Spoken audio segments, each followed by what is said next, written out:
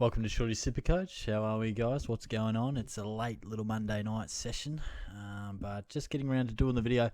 I did want to get this one out Monday night, but Shorty got distracted. So, Jack Steele, he goes down. We're going to take a look at a few options in a moment, but I fucked me headphones. Look at this, absolute disaster. And I don't know how I did it, but somehow I just broke this bastard. So Shorty needs a new pair of earphones, but that's not overly important. But that's what you get on the late night Shorty session. Bed is a disgrace again. I need a good lady to just sort my life out. I just can't keep me life in order. But where was I? Going live on Wednesday night, so it won't be Tuesday. Shorty's actually playing a little bit of mixed netball on your Tuesday night. Look out for that. But yes, Wednesday night we'll be taking all your questions, much of which will probably centre around Jack Steele, which we're going to talk about in a moment. Just want to check that I hit record. I did this the other day and it wasn't actually recording. It was a fucking disaster, but that is recording. Now let's dive into this. Now, it was a bit of a pity, wasn't it? You get a premium. I know we got plenty of trades, but it always hurts when a primo goes down. If we want to look on the positive side of things, thought he'd be off at half-time. I don't reckon he was on much more than 30 or 40 points at half-time. Fought it out. Managed to just bust out a 74. So, let's take a little bit of a look-see here. But, the 75 the week before probably hurts just as much because it meant there was a pretty serious price drop. And I've got enough on my plate with Cornelio because he's got to go. But let's take a look at the options. And I'll give you what I'm thinking of doing. And I'll just scroll through a few names because there is a range of thoughts. And I'm just keeping it pretty simple. I'm trading a premium out for a premium. I know people try to get funky about downgrades or getting some extra cash. I think at this stage of the year, we're trying to finalise our teams. We don't want to downgrade all the way down because then we got to, get that price all the way up or someone on your bench. I think it's just safer to go a premium for a premium. I don't want you guys to lose too much scoring ability. So, look, there's all the obvious ones. I really wanted Callum Mills to just go solid, just 110 or 120, but nope, he went bonkers. So, only dropped 17k. I think he's a great option. He's probably too pricey. If you've got a bit of extra cash, obviously, and Oliver or Mills, everyone's got Neil, but I do think if you've got a bit of spare coin, Laird is a fantastic option. Now, he's been a bloke that we've loved for a long time, but normally down back. But he's come back and then some. I honestly have sometimes questioned his ceiling, but he's really changed that as a midfielder. His last 2 years he's gone bang into the midfield. And look, he has just had some massive scores. He's barely gone under 110 except for that first week. You got to respect that. So he's probably my number one candidate if you can afford it. Tuke Miller, I've been singing the praises of for multiple weeks, and he's starting to deliver now. Parrish, I'm not as red hot on. I just think, there's so much turmoil at the Bombers. He's had some good scores and continued to average well, 115. But maybe I'm just being a bit influenced by the negativity around the Bombers. But look, if you wanted to, I just want to pick a guy that I've got full confidence in.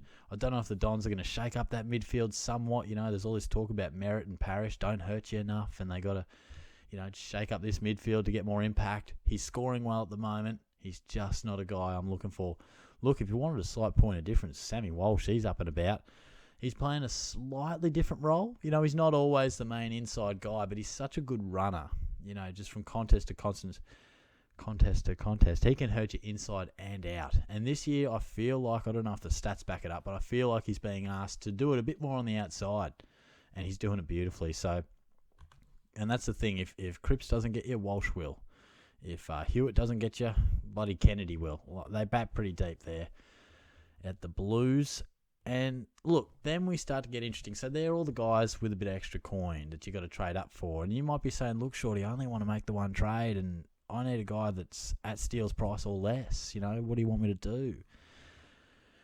Well, it's Christian Petrarca for mine. I think he's a gun. Josh Kelly's found some form, but I'm happy to steer clear of that. McCluggage has had some red hot patches. All these guys play good footy. You don't get priced around this price for no reason. but I would go Petrarca. Of all, actually, maybe Benny Keys as well. I'm really respecting what Ben Keys is doing. I just think Petrarca has that upside. Yeah, he throws a few clangers in sometimes, but I really think he's, of all these guys we're going to speak about, below 590.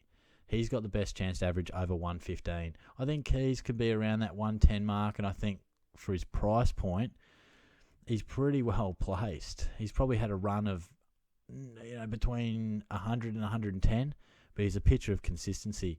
Now, Bont fired back. You might be saying, look, Shorty, I reckon Bontempelli's getting Ford eligibility soon, so I'm going to cash in on him. I don't mind it. Not something I'm looking to do. I'm looking to go midfielder for midfielder, premium to premium. And honestly, I'm a big rap for Andy Brayshaw. He, off the back of, I think, a 77 and now a 94, has dropped away a fair bit. Who could have seen Boak's 36 coming? Holy shit. I talked Boak down a little bit and was saying he just keeps surprising me. Well, he continues to surprise me, but to the other extreme, a 36. If anyone traded him in, well, that's just a kick in the nuts for you. That's brutal stuff. And then we start to get, right down. Isn't Libba just a potential forward line option? And hasn't Ollie Wines kind of surprised? I didn't recommend him. He was about 500k, and I just felt like he wasn't going to be top 8 to 10 mid. Probably still isn't. But hey, if you brought him in at his bargain basement price, I think he had an injury-affected game. He definitely has repaid the faith. So how are we going for time here? Oh, yeah, Shorty can wrap it up in 3 minutes. Shorty can do that. What I would advise, if you can go beyond Steele's price, if you got a little bit in the pocket, it's clearly Laird or Miller for me, I think, If you don't have Oliver, then it's Oliver. You know what I mean? They're guns. Just over Walsh, just. But I'm thinking Laird for me. Now, if it's below, it's Petrarca for mine. It really is. He's a superstar of the game. Honestly, he's one of the top 2 or 3 mids in the comp. Doesn't always correlate to his scoring because he does turn the ball over sometimes. But if you're looking for upside and ceiling, well, he's your man. Ben Keys is probably, doesn't have that ceiling, but he's as consistent as the day is long. I mean, all these guys are guns, but I think that's kind of the difference there. And Bontempelli found some form. I'm not as big of a believer in the Dogs this year. I think they're a bottom of the 8 team now. Bontempelli will probably get some forward eligibility in a week or two. That might be enough to sway you if you can sort of dual position that bad boy. And if Merritt can find some form, well, he could be an interesting option in a couple of weeks. But again, I have similar concerns regarding Parrish. Still think they're very, very good options, just not one I'll be going with this week. So above Steele's price, it's Laird, it's Oliver, it's Miller.